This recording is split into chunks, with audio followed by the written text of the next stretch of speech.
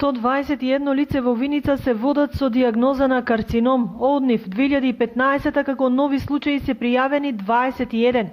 Останатите 100 се во фаза на лечење. Најмногу заболени се со рак на дебелото црево, дури 32, 15 жени се со рак на дојка, 13 пациенти имаат рак на белите дробови, 6 се лечат од карцином на бубрезите. Нешто помалку заболување во Виница има на кожата, на машките и женските гениталии, на црниот дроб и на желудникот.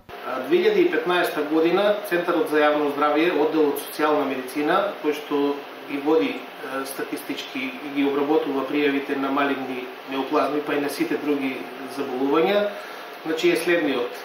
Вкупно се пријавени 1052 случаи на малигни неоплазми. Од тие сакам да потенцирам дека 179 се ново откриени во 2015 година.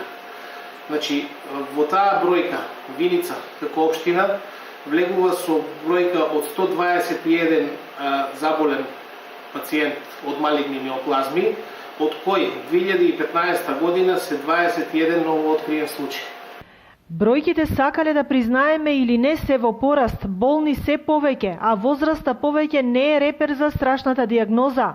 Најчесто се карциномите на колоректалниот систем, на дебелото црево, на желудник, на карциномите на дојка, на везико-уринарниот систем, секако карциномот на бели дробови и на бронхи.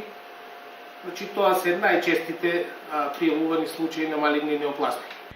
Споредбено со општините во регионот, Виница сепак стои најдобро гледано по бројот на активно население. Берово е општина со најмалку жители, а со рак се диагностицирани 181 пациент.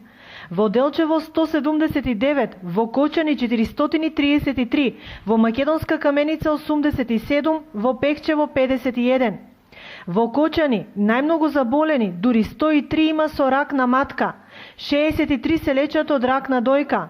Најмногу заболени со рак на дојка има во Берово 38, во Делчево 44. Или сума сумарум, на истокот, жените доминираат со малигните заболувања. Дури 198 жени се лечат од рак на дојка, 166 се лечат од рак на матка. А после женските болести, 141 пациент имаат рак на дебелото црево, а 89 се со меланом на кожа.